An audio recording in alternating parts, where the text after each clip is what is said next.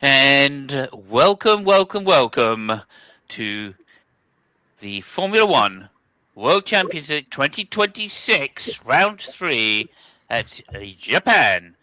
And I'm joined as always by Fabio, the f, Hello, hello, and hello, Lucky, everybody. not the expert. Hello. Good evening. Hello. Thank you so much. Thanks you so much. Okay. Yeah, so basically, as I say, we's at Japan. I just Mhm. want to start actually by saying welcome to Grand Home Fishings. Thank you very Oh, much indeed, sir. Please remember to like and subscribe. And I'm not talking to Grand Home Fishings there. I'm talking to you two, speaking Fabio of which, and speaking Lucky. of which, I Subscribe, just, like the stream, please. I just joined. Give me a second, I've please. well, I've done that. However, listen, last week's show you left the comments turned off. Did I? There you Okay. go. Hopefully they're on today. Hopefully they are on I went to today. comment, and Oh, it said did you? no comments for you. Okay. Ah, So Yeah, I did see the button. It's a new button. I hadn't seen it before, so I switched it mm. on, and hopefully you will be able to comment and call us all sorts of things. yes, indeed. Uh, okay, no, that's sick. Welcome to Kick, by the way.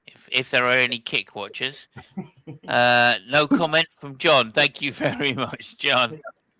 He has no comments about the no comments. That's Nice. incredibly insightful. I've got to say that right straight off the bat.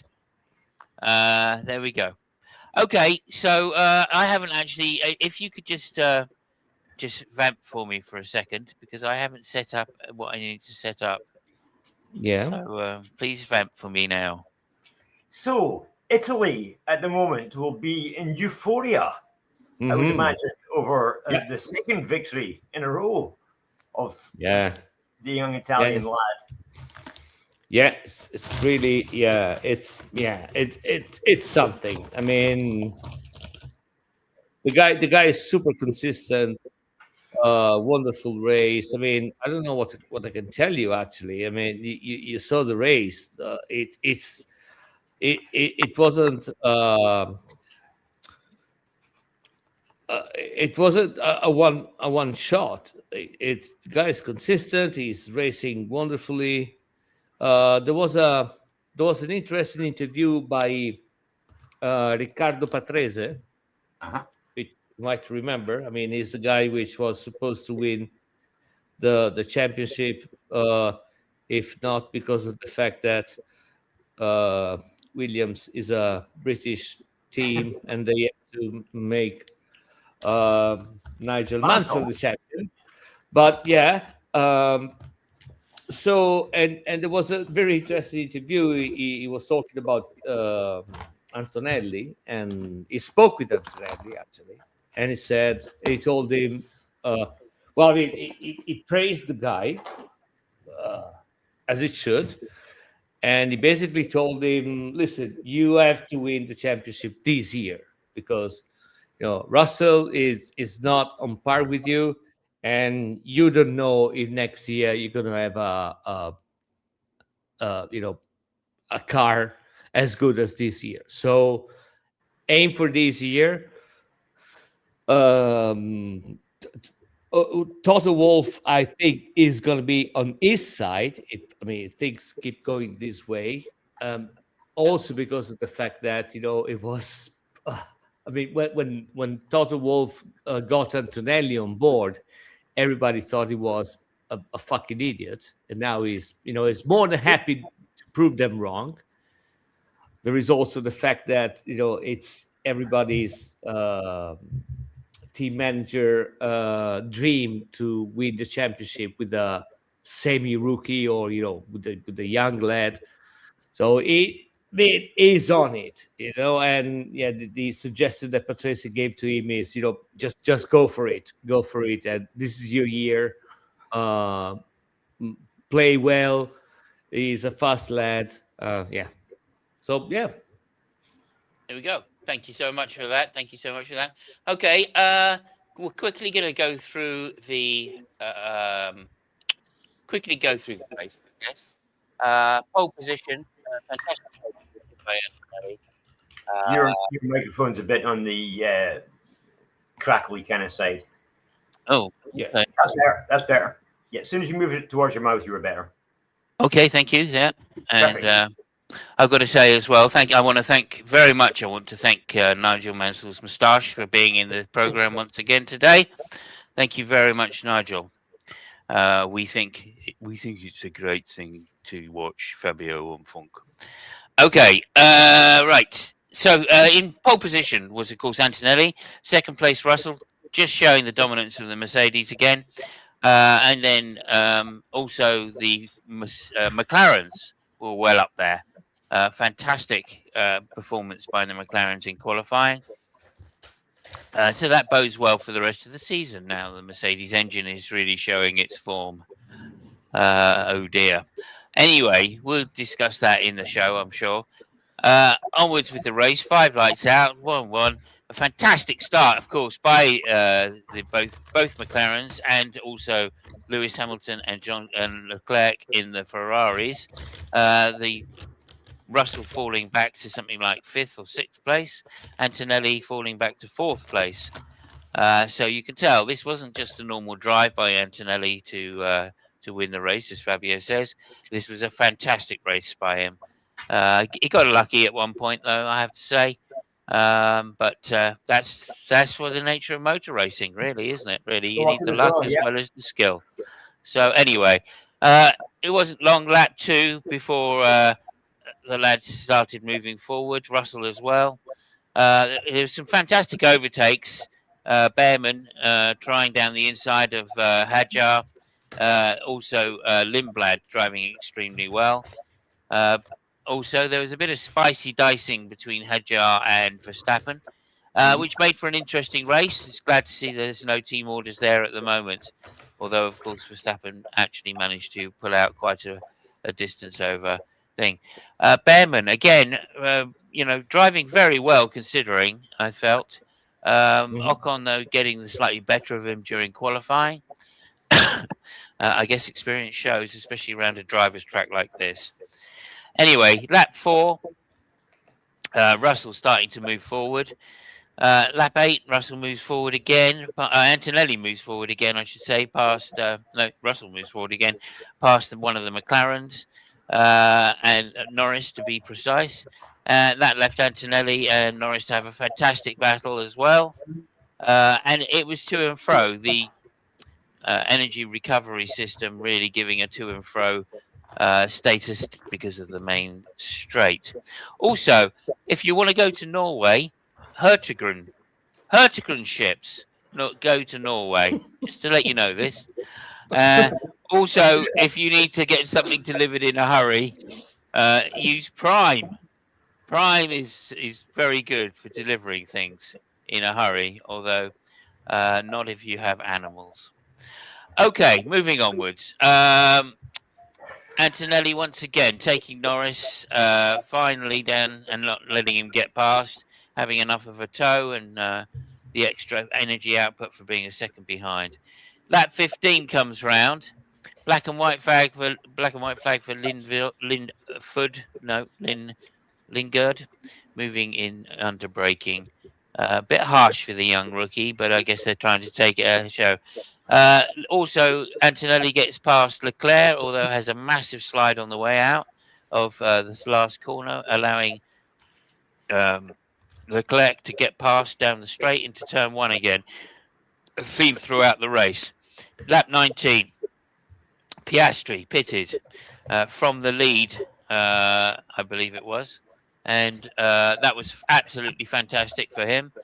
It looked like he said on the radio, I think I can hold it from here, lads. Don't worry about anything. This is in the bag, I think he said. He actually referred to, he was looking forward to the baby afterwards. And so there we go. Then, of course, the tragedy happened. And I say tragedy because this is probably one of the more promising, this is the most promising run of the young driver right now. that doesn't have a great drive, i.e., is not Antonelli. And that is Bearman comes barreling round. Can I ask you to just mute for a second there, please, Lucky? Comes barreling round the corner, one of the fastest corners in Suzuka, very narrow track, and finds Colapinto not in the middle of the track exactly, but certainly not at the edge of the track, full clipping into the spoon. And this was going to cause a massive accident as Bearman had to avoid contact or avoid the crash, although he probably shouldn't have. He actually went onto the grass and went into lost control of the car and went into the barriers at something like 300 kph, which for our American friends is probably 160, maybe something like that, 170. Oh, It's a 50G impact. Indeed, yes. How fast though? It's a bit more than times five and divide by 8. I'll give you miles per hour. Thank you very much. Let me just do that. 3,000 divided by 8. About 200 miles per hour. About 200. There we go. Thank you. 200 miles an hour and a 50G impact, side impact, fortunately, I guess. But not so fortunately. That's probably why it's 50G on the driver, because there was no crumple zone. So anyway, very, very dangerous. He got out the car limping heavily. He was clearly stunned by the accident. I think it's his first really big off in Formula One. Of course, there have now been calls for rule changes. And so this will be the main part of the discussion a little later, which is, was it rules or was it just a mistake? Did he make a mistake?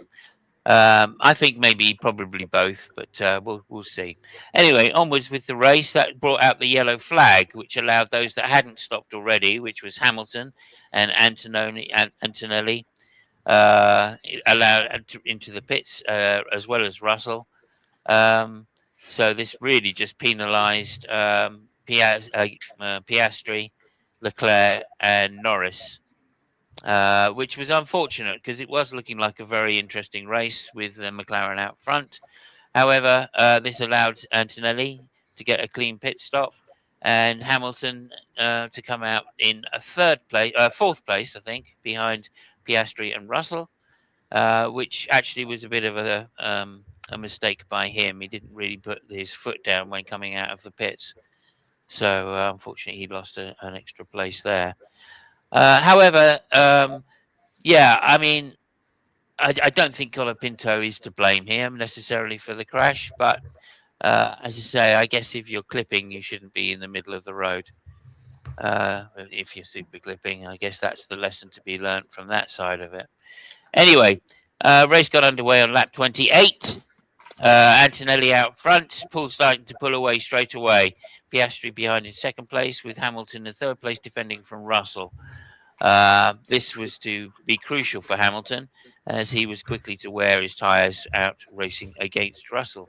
And as such, it wasn't too long before Russell and Hamilton lost their tyres, and that allowed Leclerc to come through, which he did in stunning fashion, I got to say, made short work of Russell and then also short work of Hamilton.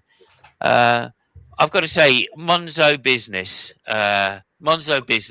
incredible card for industry and businesses.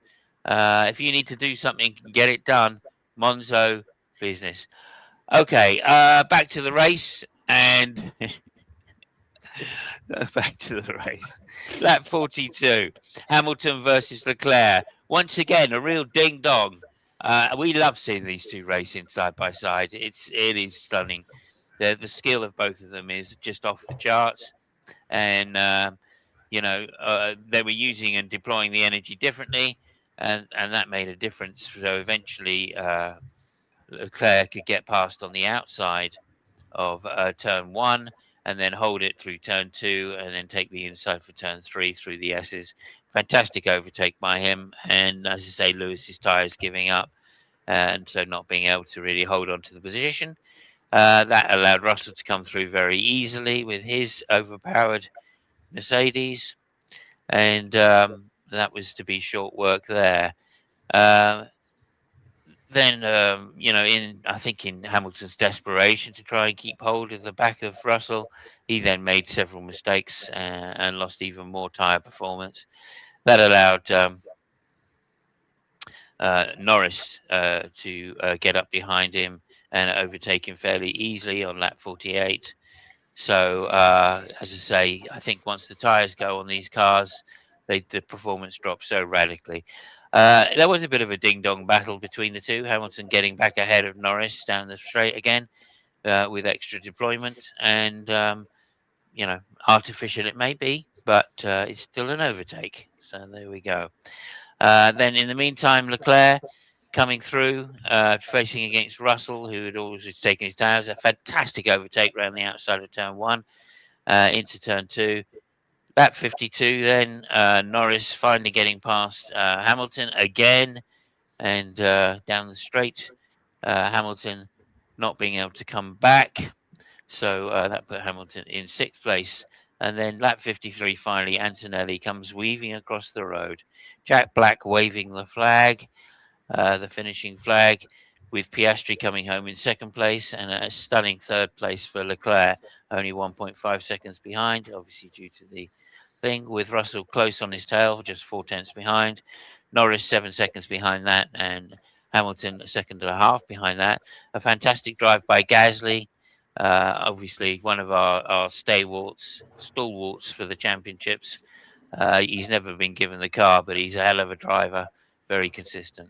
Fantastic, as I say. Max Verstappen, 8th place. Good drive by him, considering his shitty car. And then, Pierre Gasly in 7th, Gasly in 8th. And then, of course, Gasly in 8th, Max Verstappen in 9th, and Liam Lawson in 10th place. A good race for Liam Lawson to finally make it up at the end. This, of course, puts Mercedes 135 points in the lead over Ferrari's 90 points, and Haas, mind you, 18 points. Again, points scored by Haas. Fantastic for them.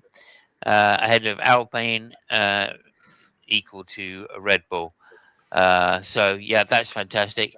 Also, just to say the most incredible news, we have our youngest ever world champion or world leader in the championship, Antonelli, in 72 points, 9 points ahead of George Russell in the other Mercedes. Charles Leclerc in 3rd place on 49, Lewis Hamilton on 41, Lando Norris pulling up his socks today in 5th place now, Piastri 21, and Ollie Behrman 17th. 17 points for Ollie Behrman, despite crashing out. What a magnificent season he's going to have this season. Apparently, it's just a slight knee injury. No broken bones, it's just the ligaments. So with a month off, he should be back in fighting fit order for the next race, which, of course, will be Miami in early May, May the 3rd. And that concludes my recap for the race. I just want to go to comments. Fabio says hello, everybody. So, and notice he spelled that in English. Well done, Fabio. Sandy DeFluke says, vroom, vroom. Hello, supercar lovers. And of course, there's been no comment on the no comments by John McDropout. And Grand Fishing, welcome, welcome. Thank you so much for being here. And please remember everybody to like the stream. Now, over to you, Fabio. What say you about Japan? I mean, listen, if this is the championship that we are going to have, so far I'm all for it. The qualifying is not that good, but the races are really, really, really good. A lot of newcomers coming up, different cars. I won't speak about the obvious. We will probably talk about the main actors of the race later on. Just want to to name some names. Hülkenberg was really good, at least in qualifying. Audi seems to be an interesting car. It seems to have an engine which favors high-speed circuits, so there might be some, some surprises in the season going on. Another interesting thing, at least to me, was the fact that we were all expecting Red Bull to have engine issues and not car issues, and it seems to be that it's the other way around. I mean, the engine is pretty good, considering that it's a completely new power unit, but the car is kind of a dog, and Verstappen is not having fun. Ajar, is having the time of his life right now, which I think it's the same situation that we had last year in Ferrari with Leclerc and Hamilton. By that I mean that both Verstappen and Hamilton, they're both aiming for the World Championship, and if they feel they don't have the car, they just don't give it a go. Verstappen gave it a go last year, to be fair, but not this year. He doesn't feel he's got the car to compete for the championship, and it's not really bothering the same way that Lewis didn't really bother last year, when he felt that he didn't have the car. On the other end, we had Leclerc last year and Ajar this year. Those are two drivers that they want to prove themselves. Leclerc even more so. Leclerc, I think, is still, in my opinion, is one of the, if not the most talented driver right now on the grid. And they gave it a go, with whatever car they had. So it's a different attitude. I see similarities between the two seasons, between the two drivers, Verstappen and Hamilton last year and Verstappen this year. But regardless, the car is not doing good. Not as bad as the Aston, which I don't know. Did they race? I mean, I have no idea. Yeah, they were okay, cool. Yeah. And yeah, I mean, the only other thing I want to mention is, Piastri, fantastic race. It seems to be that McLaren got the cheat codes from Mercedes for the engines. They finally got the right manual. I don't know what they got till this year. But the interesting thing about Piastri is that before the start of this race, he has exactly 0 kilometers during the race this year. Because the first two races, he made 0 kilometers in a race. And so this was his basically his first race, right? And he was able to drive the car in the race. And yeah, I mean, he did a fantastic job. So yeah, that's all I have to say. Unlucky with the yellow, with the safety car. Yeah. Russell even more so than Piastri, to be fair. Russell was, I mean, Russell is whinging and moaning and whining every fucking time right now. But yeah. And by the way, about the collision of Bortoleto and Berman, we can recreate your thing, with our virtual thing, if you want. Oh yes, please. Yeah. Okay, just give me a second. I gotta prepare. All right. Okay. You do that then while I just do this. Yeah. Just give me a second, because this is gonna be dramatic. Okay, there we go. I've got your full screen now. I mean, you got a lot of faith in what's going to happen. Yeah. Oh, I know exactly what's going to happen. This is high-tech stuff. You've never come back with anything other than high-tech stuff, Fabio. Oh, no fucking way. No. It's not like you just moved into the camera and then go, "Oh, I'm Nigel Mansell's moustache." Oh, yeah. Anything, be nothing, none of that kind of stuff. So there we go. Fuck off. And I think it was there you go. See? Color Pinto. Oh, everything. Yeah. That actually looks really good. Yeah, actually works. So fuck you. Okay. I like it. So what we have is Berman coming from the back, and finding Colapinto, which is now clipping and trying to to recoup energy. Berman had the space to pass, but Colapinto, probably because he was distracted, doing something with the steering wheel or something like that, he moved a little bit on the inside, and Berman had no space but to go on the grass, spin out, and just crash in the barriers. Yeah. So there we go. See? Thank you so much. Yeah, I think that demonstrates to everybody the dangers of Formula One cars. Yes. Very clearly. Yes. Yeah. Yes. I hope I was able to give you the sense of speed, of yes. I think so. And the danger. Absolutely. And the danger. Yeah. I mean, incredible danger that the cars pose. It was like we were there. Yeah. Right. I mean, it's incredible. I mean, you even managed to paint the grass as well, which was really good. Yeah. And it's just like they do at Formula One circuits. And the grass is typical, Japanese. It wasn't really green grass, and we could do different angles, of the. Oh, I didn't know that. Thing. Yeah. See, this is where Colapinto goes a little bit inside, and Berman has no space, but go. Yeah. Did you think that Colapinto saw Berman and just tried to stop him overtaking? No, I don't think it did. I mean, there are some. We don't have those. We can't create 3D from the cockpit, unfortunately. But there were images of. I wasn't sure whether you had the data or not of the steering movements. I mean, there were some images of Colapinto actually, doing stuff on his steering wheel. Okay, he was distracted. Okay, yeah. That makes sense. Hang on a sec. John says, looking down, fiddling with the radio at 250k is dangerous. Yes. Yep, absolutely, John. Yeah, absolutely. I mean, just getting in one of these. Motorsport is dangerous, as they tell you, if you go to your local karting circuit. So, I think that's a good analogy right there. Lucky, how did you find the race? Okay. Well, interestingly enough, the top 7 finishers were the same top 7 qualifiers. Obviously not in the same order, but the same names across the first 7. So what do we want to talk about? I suppose we're going to have to get over Antonelli being driver of the day.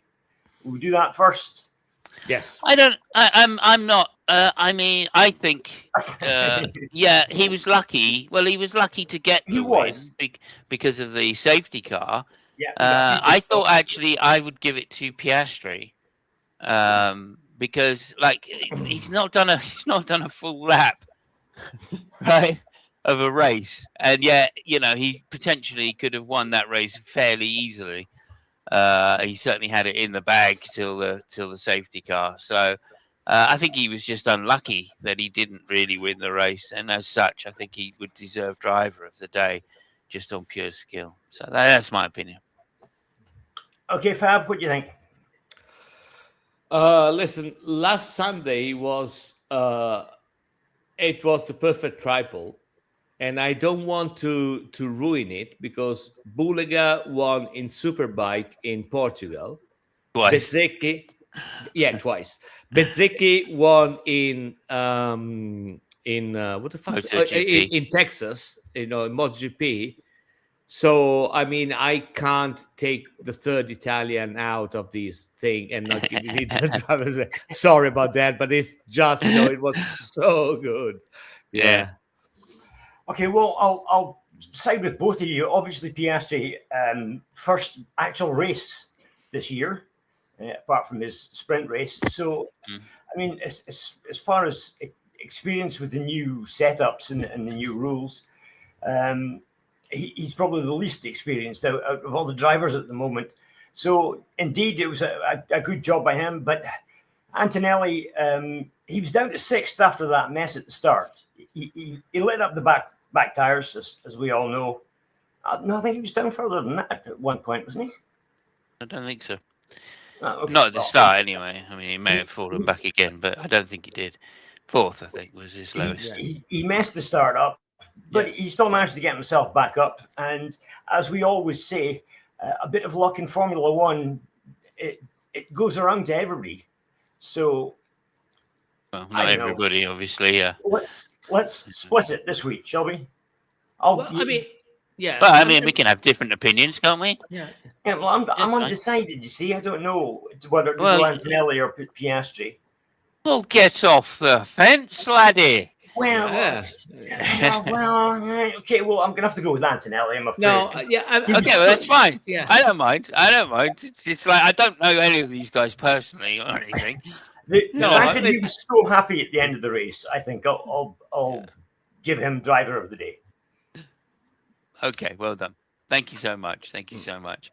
Okay, firstly, I just want to make a point about the Aston, if I may. I've got some insider news. Yeah. So I spoke to my crack, and my crack says that they've sorted out. They found the issue of the vibrations in the Aston Martin. And my crack said, and I'm quoting him here, "I'm very sorry, but my wife and I were having some fun the other day, and she accidentally left her vibrator in the bottom of underneath the driver's seat, and it was on. So that was what was causing the problems, and now they've removed it. Honda think everything's going to be okay for the next race. So thank you very much to my crack." Funnily enough, I can go behind that kind of comment. I might also add that maybe, just maybe, there was also an issue with Alonso's wife. Alonso became father this weekend, so maybe the fact that she was going to give birth, there was some sudden movements in the car. So I think the two of them might have concurred to all the vibrations. I see. Yeah, that's another possibility. There are endless possibilities. Yes. I've got an inside man who said he actually removed the vibrator himself personally, and it was a tricky job. It had been in there for some time, and as a result, it wasn't the easiest thing to get out. Okay. They call a vet. Yeah. So I'm thinking that this must have been the most laps Aston Martin have done in one go since the start. Well, they finished the race. Yeah, they finished the race. Stroll was out fairly early, I have to say. Yeah, he did 20 laps or something like that, 30 laps maybe. But Alonso was one lap behind at the end. But he managed to... Nonetheless, he finished it. Yeah. And as I say, Honda have actually said they think they found the problem. They've found a solution for the vibrations. And so, they didn't... Apparently, they had it before the race, but they didn't put it on because they weren't sure for reliability reasons whether it was going to work. I don't know. I have no fucking idea. I would have just stuck it on anyway. It couldn't be any fucking worse. Reliability. Couldn't be any fucking worse, could it? I mean, so far they saved a lot of money in tires. So yeah, there's that. There is that. Although it's cost and petrol too. Cost a lot of money in batteries.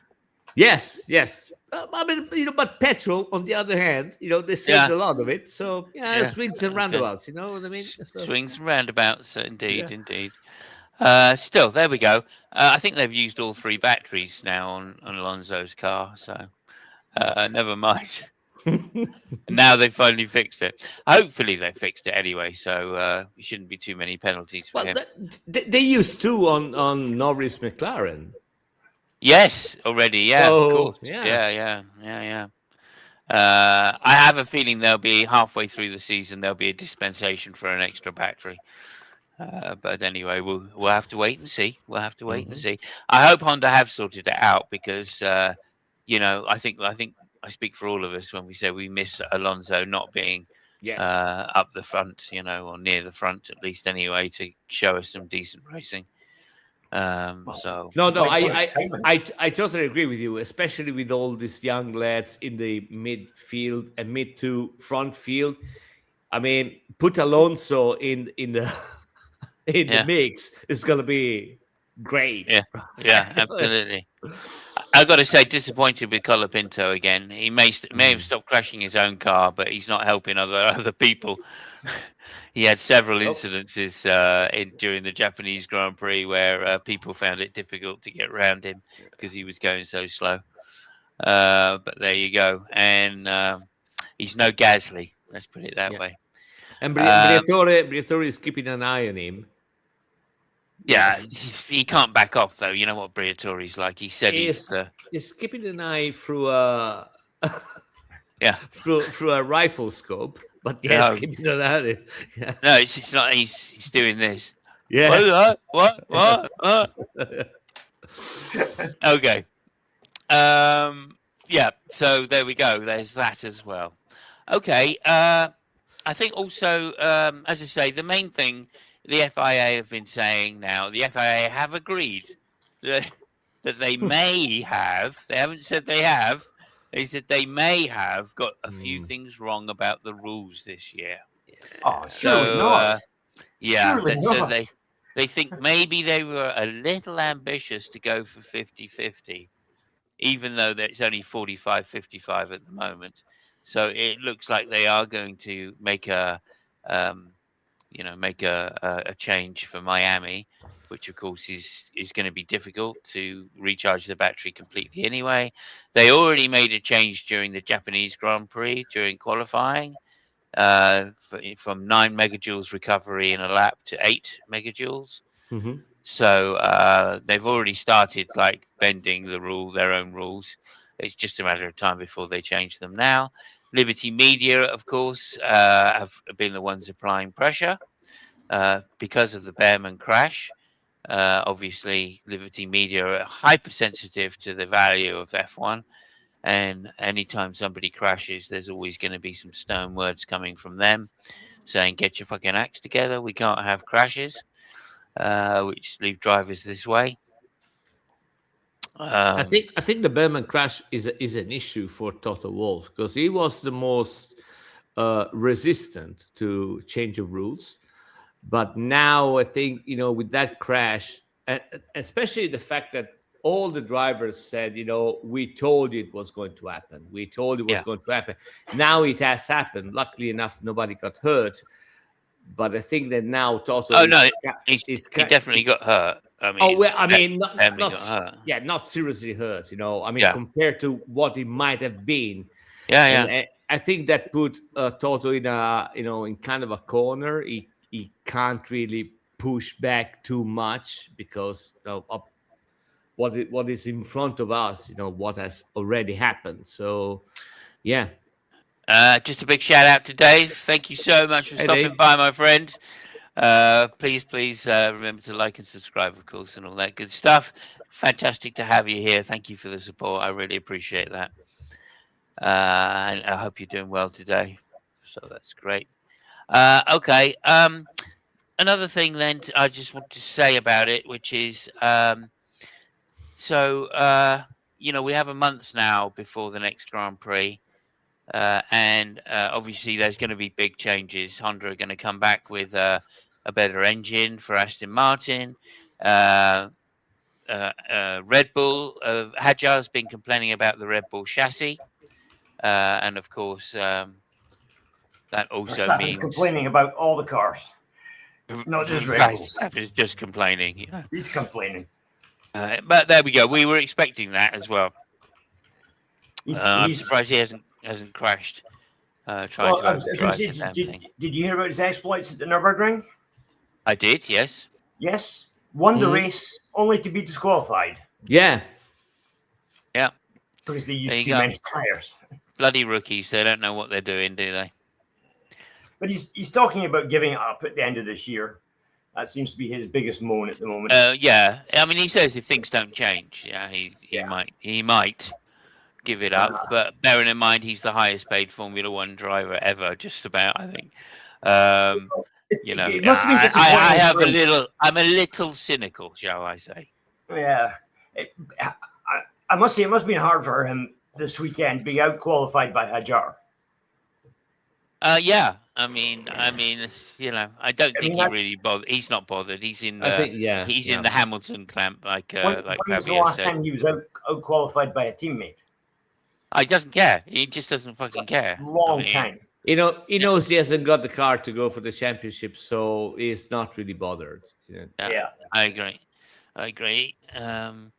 That doesn't mean he's not going to whinge and complain, because he's always Oh, done yeah. that. Yeah. He is a Formula One driver after all. So what can you expect? If you pay someone, in excess of 100 million just to race a season, then including sponsorships, then of course you're going to whinge, aren't you? I mean, that's what you do when you get paid big money.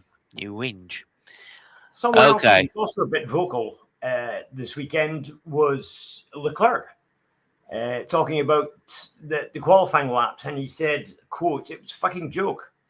Yeah. Unquote. So Yeah. it's not only him that's got Yeah. the problem. I think. It's glad to know. It's nice to know that even under these conditions, he's got a sense of humour. Well, the thing is that the qualifying stuff, it's right now, I think, the biggest problem, besides the Berman thing, because I mean, we are used to see some sort of management during the race for it was fuel before and tires and whatever, but there is some sort of management. But qualifying, as historically, has been the all out, full throttle, go ahead, bang of a lap, and now you don't have that.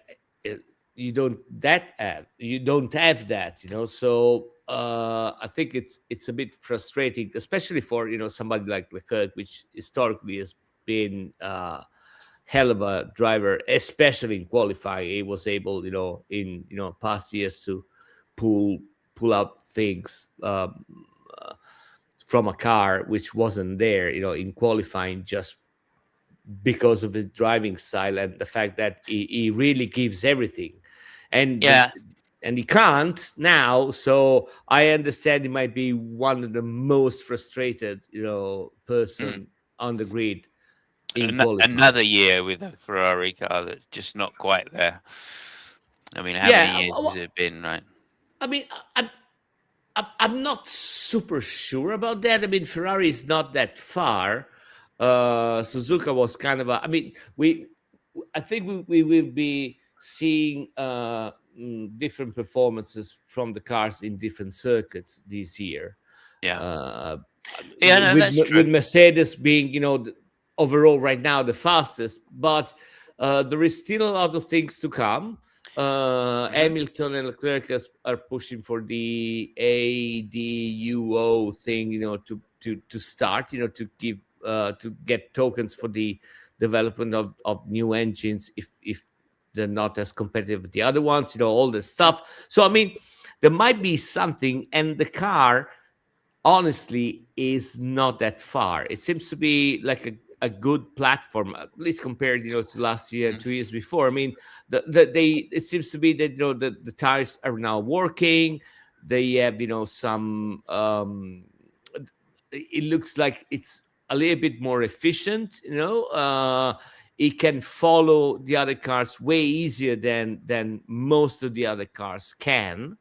Like, for example, I mean, Mercedes seems to be really sensible, not like last year, but overall, way more sensible than Ferrari in following other cars. So yeah, I mean, it's not that bad of a package, with good development and good things. Yeah, no, I think there's certainly promise there, and of course development is a big thing in Formula One. So let's hope that they can out develop, the two teams, which have shown that they have amazing development. But like, I don't know whether that's possible or not. I hope it is. Of course, my prediction was still with Hamilton, and Yeah. that was more hope than hate, shall we say? but I also think that like every time one of these Ferraris gets into a battle with a car, every time they don't look after their tires, they fall back very quickly. I don't think that that's, this has been the second race in a row this has happened. Well, really, the third race, because it also happened at Melbourne, but you just can't tell at Melbourne what's going on. But in China and Japan now, as soon as they get into a battle with another car, they both fall back. The same thing happened in the first stint with Leclerc, and then in the second stint with Hamilton. So I'm just very, very dubious about the tyre life and the chassis, therefore, of the Ferrari, I'm afraid.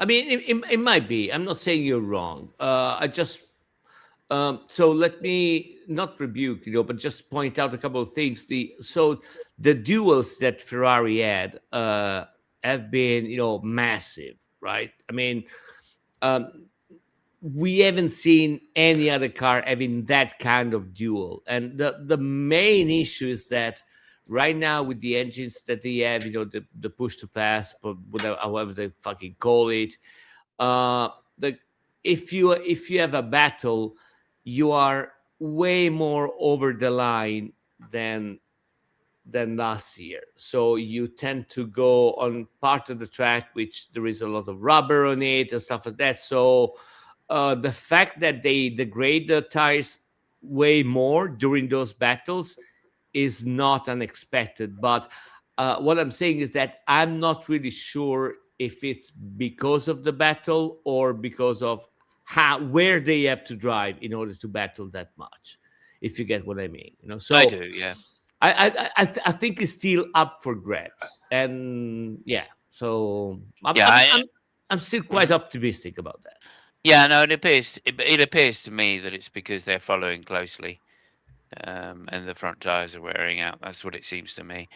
And then like Hamilton, example of this is Hamilton having a battle with Russell, and then Leclerc, and then locking up into like turn 14, turn 13 rather, I should say. So yeah, but and I think that's showing you that it's the front tires which are taking the damage when they follow close. But I still see that as a good thing, and Okay. meaning that just the fact that they want to battle with those cars, that they appear superior in the race pace and whatever. Just the fact that they want to battle, to me, tells that in the back of the head they think they have a chance, and Yeah, the only absolutely. and the only way to put a car in crisis mode, which is way superior than yours, is to actually go for it. If you thought that the other car is so much superior, you would let it pass and not ruin your race. No, I agree. But they give it a try, so I yeah, completely good. agree with that. I completely agree with that. But I think the cars are fairly equally matched. The difference is, like with the McLaren that got out front, this is why I'm saying this right early on in the season, right? Because it's the status quo for Formula One. If you've got clean air on your front wing, you keep your tires. If you keep your tires, you can keep your pace. If you keep your pace, you can pull away. Yeah, no, but this It's is that simple. And I just want to note it. I want you to note, right, that I'm saying this now, right, because it's something I've noticed, and B, I've noticed it because of Hamilton's driving, right. In the first stint, right, he actually just held back. He didn't even bother trying to, and he could have. He could have got close to the back of, I think it was Russell, and had a go at Russell, and maybe got up behind Leclerc and etc. But he just chose not to. Why? Because he knew he had to make the tires last a certain length of time. So that's it. It's tactical driving again, and that's fine. That's part of Formula One. No, I mean, not having somebody in front is, I mean, it's good for any motorsports, on especially on cars. So that is a given, and I agree with you. I'm just saying that if you what I said before, if you think you don't have any chances, you just let it go because of the fact that you want to put some distance and do your pace. If you feel like you want to give it a try, you give it a go. uh, Again, it's because you think that the difference is not that much. So by trying to keep them closer as much as you can, something might happen that you might get the best of it. This is what happened to Hamilton last race. This is Russell didn't go to the podium this race. So again, it's it's a little bit tighter than it used to be, at least. I agree it's a little tighter, but it makes no difference if the strat is to back off and not engage in battling early on, right? Maybe, then everyone's going to do it. We're going to get trains. People are going to make their tires last and maybe push at the end and hope that no one's in front. So I think that's how the season's going to bear out. I think, as always, Formula One and with these Pirellis, as always, it's a tyre game. How you use your tyres over the stint is what's really important, and that can gain you, 10 seconds, as opposed to just going for it all the time, which clearly is not the way to do it, right? And it's becoming more obvious. So I think that's the case. Again, fantastic win. I'm happy for Antonelli. But as I say, he was lucky. He had clean air and he could easily pull away. Best car, clean air, pulls away. Exactly the same thing as Verstappen's last two championships and Norris's last championship. So we're in no difference here. Okay. Lucky, what do you think? Well, I think the sort of McLaren and Ferrari seem to be on about the same sort of pace, but the Mercedes definitely have an advantage. There's no doubt about it. But it's not a huge advantage. Yes. It's an advantage that could easily be caught up to if they're not careful. One thing I've noticed is that Russell seems to have changed his tune about Antonelli. He was singing his praises last Grand Prix. However, he's not quite so forthcoming with compliments this weekend. So it's going to be interesting to see what happens between the two of them. I'm sorry, real quick. Have you noticed that Russell wasn't on the pit lane after the race when they make the photograph, all the stuff? Oh, yeah, sure. Russell wasn't there. Oh, right. Okay, I didn't know that.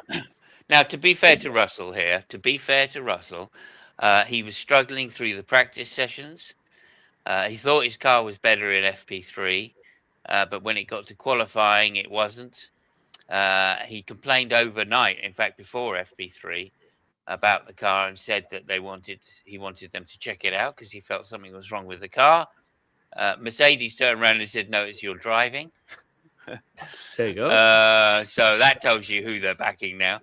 But nonetheless, yeah. But I mean, not showing for the photograph. It's come on. Yeah.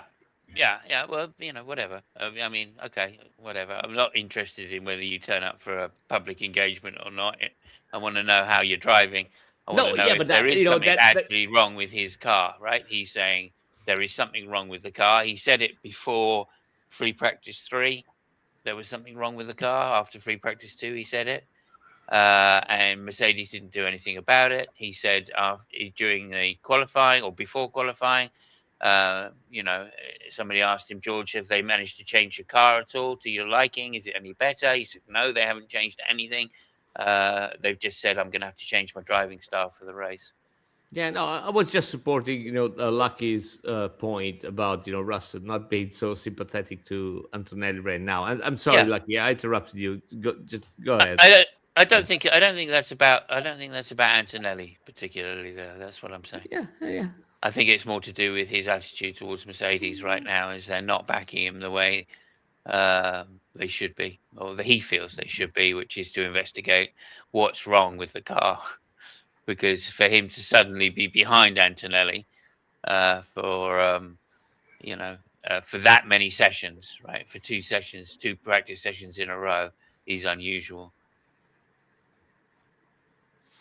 Well, it remains to be seen. Let's just see how things go when we get to Miami. But I'm seeing sort of Rosberg Hamilton type seasons coming up with Mercedes. I don't know. I do not at all. I mean, for a start, Russell isn't like that. He's just not like that. I think he's just genuinely upset with Mercedes about him having to complain for 2 races in a row that something's wrong with the car, and them not taking it seriously enough to do a complete diagnostic on the chassis, which is basically what he's saying. He's saying, look, something's wrong with my chassis. So I don't know, because for the first race, he was flying, absolutely flying, right? And then also the same in China for the practice sessions. It's only when he got to the race that he wore his tires out, that he started showing that there was a problem, and then he's been bad ever since. So you know what they say, right? I mean, you make the points on Sunday, so that's right. Absolutely, yeah, absolutely. But anyway, I just think that's more of a question of him saying, look, you need to sort my car out. And Antonelli drove fantastic, but as I say, got lucky. Russell was in the fighting seats right before the safety car came out. He was ahead of Antonelli, so I don't think there's any issue with Antonelli particularly. Anyway. Well, we'll see. It'll be interesting to see how that plays out. I mean, there's nothing like a good entertaining rivalry, as you know. I mean, Rosberg, Hamilton, Senna, Prost kind of stuff. Yeah. It makes for good television, if nothing else. That's true. That's true. I just don't think we should stoke that fire just yet. No, I mean, especially if it's between the 2 drivers with the best car. So I mean, you can see some proper battles, and not only Hamilton Leclerc. I mean, yeah. Just, I mean, because if Antonelli and Russell start battling, it might give a fighting chance to somebody behind. So yeah, good. I'm all for it. Absolutely. No, I'm all for the battle. That's for sure. I just don't think it's. I don't think it's worth attributing malice to George Russell towards Antonelli. It's not malice. I don't think it's malice we're talking about. I think we're talking about a side of his character that hasn't shown up yet. And I'm not saying in a bad way. Just the way you react when things are not going your way. Right? I mean, because when it was, I agree with that. It was kind of the best teammate against Lewis when he was there, and then he got the newbie. So yeah, he was feeling I am the captain of the ship and whatever. And now he's finding himself in a situation where this 19-year-old kid, which might be my nephew, not my son, my nephew, is giving him hell. And yeah, I mean, you're right. I mean, last race he got lucky because Russell just pitted the lap before, and he was comprehensively angry about that. But hey, I mean, that shit happens. You know what I mean? Yeah, exactly. He knows that. He knows that. Yeah. That stuff happens. So I don't think he's putting this win to Antonelli down to being a better driver or anything. I think he's saying, no, look, it's well done to Antonelli, and that's fine. Yeah, it just doesn't seem to be that he's taking that in the chin very well. That's what I'm saying. Yeah, I'm sure he went into this year thinking that he'd be the number 1 man at Mercedes. Yes. I'm sure. I don't think that's panning out quite the way that we all thought it probably would pan out. So yes. Well, I don't know. I mean, Antonelli's a very talented driver, so I think he always knew that it was going to be close. But I think over a season he probably backed himself as being more consistent. and that might or might not be the case. Like as I say, because of experience, you would think that. Antonelli was behind him right up until the safety car. So I can tell you one thing for sure: nobody on the grid doesn't think that they are the best driver of everybody around them. That's for sure. There is nobody which starts saying, "Oh yeah, I got 2 or 3 guys which are faster than me. What the fuck am I gonna do?" No. So I'm not sure that's true, but yeah, that is definitely true. I mean, I never met a driver in any category which said started the thing saying, "No, I mean, there's better people than me," especially at that level. Yeah, no, I think they all think they're the shit. That's for sure. Oh yeah. But Yeah. I think they all know that they have to be in the best car to do that, and if they're not, No, yeah, but that's what I mean. Not in the best car, no, but yeah, they're but not the it's best driver. right. But it's even worse. Fact of the matter. It's even worse if you are in the same team, because now you got the same car than the other guy, which you think you're better than him, and he's kicking your ass, right? So kind of. I mean, Red Bull is an exception to that, and maybe McLaren last year, towards the end of the year, the parts were going to Norris and not Piastri. The teams have got to make their decision to back one driver or the other at some point in the season, so that happens as well. Yeah, but not now. I mean, it's free race scene, not now. And if Russell, gets his ass kicked now that there are no team orders, he can only worry about the future if some team order pops up. Yeah. How did he get his ass kicked in Japan? Well, it didn't win. Right. Okay, but that's not him getting his ass kicked, is it, as a driver? It is for him, because he has the same car as the car which won, and he thinks he's better than him. So it's just timing of a safety car. Listen, timing of a safety car. If he's the best and he knows he's the best, he would have overcome that. Right. Look. I mean, look at if you look at the times and the drivers do. The pace that Antonelli had, he knew that he was behind it, totally behind it, on lap times. So that's gonna give you, you can tell yourself, yeah, you're being unlucky, which is true. But at the end of the day, you say, well, the guy was faster anyway. So what the fuck? And at the end of the day, it's the name at the top on the trophy. Yes. It's the one that counts, and if you're not on the top of the trophy, it's not funny. Yeah, no, I'm sure it hurts him that.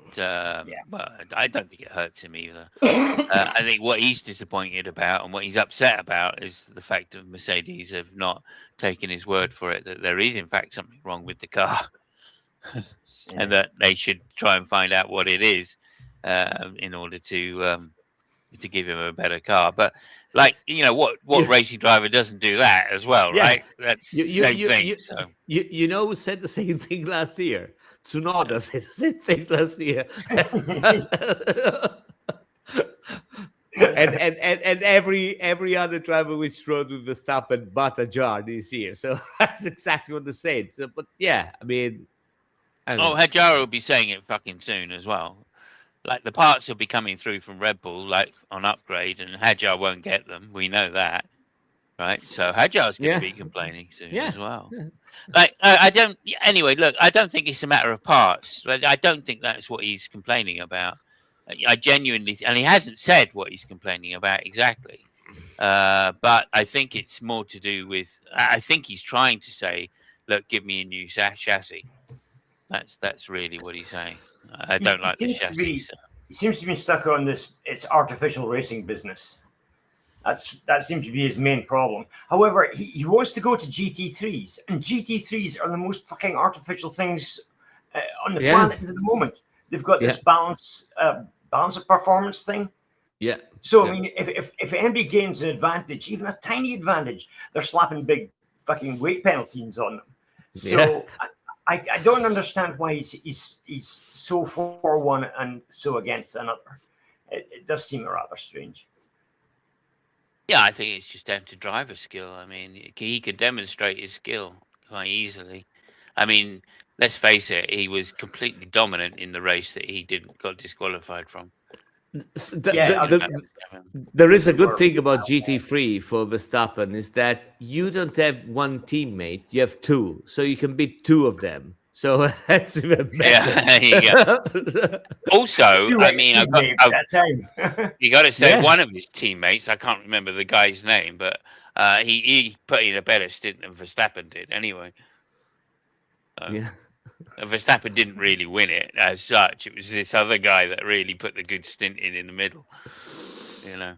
But anyway, there you go. Okay, but that's when you're Verstappen, you can choose your teammates and you can get the best. Oh yeah, he's done as well. Yeah. So you know, fair enough to Verstappen. You know, good show. Anyway, look. From that point of view, I'm way more into what Valentino Rossi is doing. You know, because at least he doesn't have to pick his own teammates, and he has to fucking fight with all of them. And he made a fantastic race in Bathurst, what they want. So yeah, absolutely. And I also as well is Valentino is past his prime. Yeah. Whereas Verstappen is doing this when he's in his prime. Yeah. And I think that makes a huge difference, especially for endurance racing. So when it comes to the 24, like I don't, he's got the best endurance racers to join him. He's got the best car thanks to Toto Wolff. He's got the best car, and what can I say? I think this is another reason why George is getting the short end at Mercedes. I think the deal's been done already that Verstappen's moving to Mercedes next year. Anyway, we are. We'll see. Sorry. We are over an hour. Yeah. One last award. Go ahead. Goes to the Ferraris for keeping us entertained the most. Yes. So well done, Ferrari. Hamilton, Leclerc, keeping us entertained. Yeah, despite the cost to themselves. Well, I'm just disappointed already. You know what I mean? It's like I'm not happy with these regs anyway. And now we've got, like these aero regs, which they're all saying, well, we can get closer. Yeah, sure, you can follow closer, but it's the same penalty as always, that you lose your tires and then where are you? You know what I mean?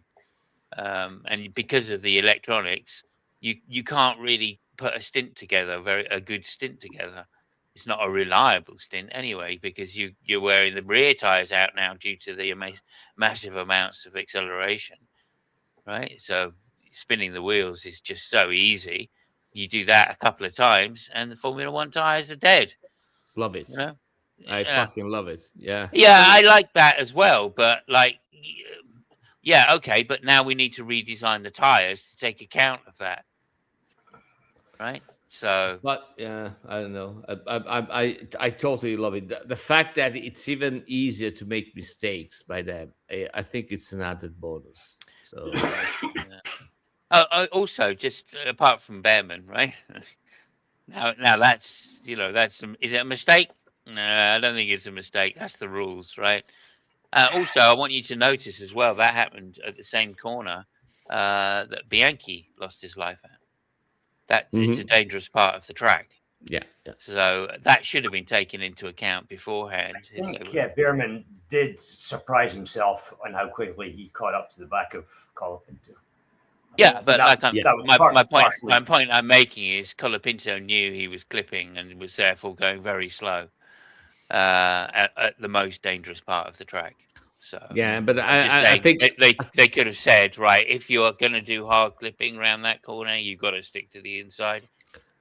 I think the main issue was that he was distracted because Behrman had the space and he actually went for it. He went for the space, yeah.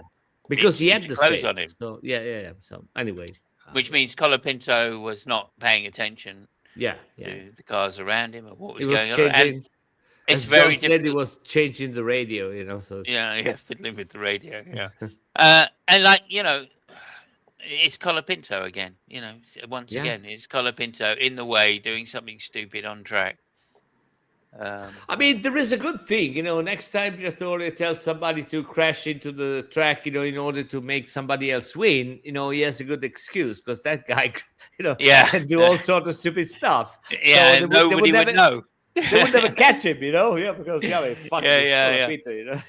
So, yeah. Like, I mean, as it turns out, like I'm saying, as it turns out, it would have been better for Behrman just to take his front wheel off, right? And just crash into the car. Yeah. Right? That would have been safer for him. Yes. I mean, how ridiculous is that? Is to, you know, actually drive into someone is the safest way. That's crazy. That's absolutely fucking crazy. And of course, we know that that is a very dangerous part of the track. Like I'm saying, we know there's no runoff down that way. So anyway, Lucky, what have you got for us? A nice easy one, seeing as how we're over time. Mm-hmm. The championship, the Drivers' Championship has been clinched at Monza on a few occasions, such as Fangio, Jackie Stewart. Back with the Italian questions again. Fuck's sake. Oh, don't worry. I know shit about that stuff. So yeah, carry on. Well, it's not an Italian question, actually. It's Monza question. It's a driver question.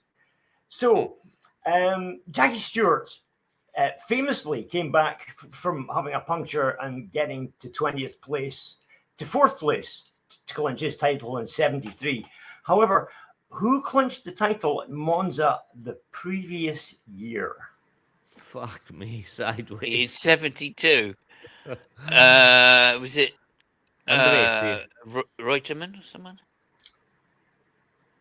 No, Reutemann was later. He was 78 or 9. Andretti? It wasn't Andretti, no. He was later as well. He was more than 78. 72. I know, 72. Fuck me. I got a name on the tip of my tongue, but I can't. It's not coming. He actually won 2 titles. He won the title previous to 73 from Jackie Stewart, and the year after in 74. Wow. Lauda. Okay. It wasn't Lauda. No, his first title was 75. Oh, okay. 72.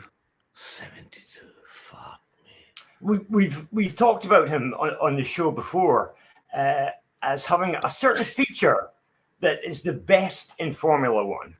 Oh yeah. Regazzoni? No, you're close though. You're close. I know. I've got a picture of the guy.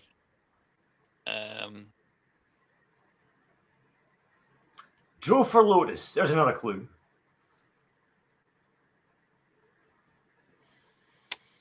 Can't remember the name. I'm not really thinking straight, to be fair. So it's the guy with the sideburns. Yes. Oh, Sideburns. Holy shit. Yeah. Now I'm in the same situation as you, Sam. I got the picture in front of me. And not on the monitor, just here. Yeah. His brother started a team. His brother Wilson started a team called Copasugar. Oh, Emerson Fittipaldi. Emerson Fittipaldi. Yeah. Thank you for the Copasugar thing. It's the one. Okay, there we go. Thank you. Well done, Fabio. From McLaren and went to drive for Copasugar, and it was a complete fucking disaster. Yeah. Well done. It was sponsored by. I mean, Copasugar was to become Red Bull. So yeah. No, it wasn't. just talking about dog of a car. What are they talking about?